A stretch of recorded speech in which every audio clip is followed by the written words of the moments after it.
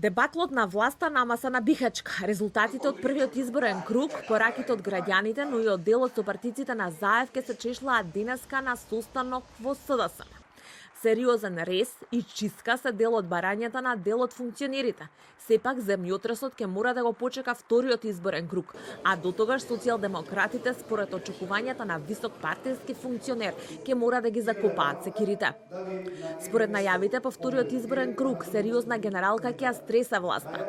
Министри, директори, функционери од третиот ешалон, локални функционери, но и внатре партиски потрес и сеча на функции, доколку СДСМ сака да се консолидира, а трендот на губење на гласови да не продолжи.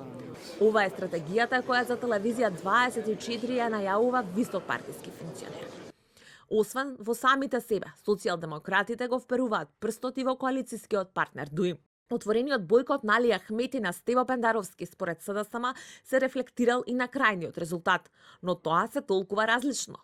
Според дел од партиските функционери на СДСМ, ДУИ толку може на терен. Според дел пак, Ахмети отвора пат за пазарење во вториот круг. Дека СДСМ и ЗАЕФ сериозно ќе треба итно да се позанимаваат со себе, но и со коалицијскиот партнер, отворено порачува и подпредседателот на СДСМ Мухамед Закири. Граѓаните албанци јасно демонстрираа дека е дојдено време од политичката сцена да се пензионира голем дел од политичката елита на албанците во Република Северна Македонија. Време е и за одговорност и на дел од функционери од нашата СДСМ. Лидерот на СДСМ Павку Штесиноќа порача дека има повеќе причини за жолтиот картон од граѓаните.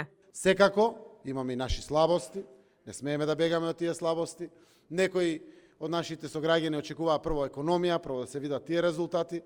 Јас тврдам дека можевме да се фалиме со 2, со 3% раст или слично, но ништо повеќе без отклонети пречки кои што сите овие години, буквално од независноста на државата, биле пречки за нашата земја. ДУИ синоќа ги немаше во Хилтон.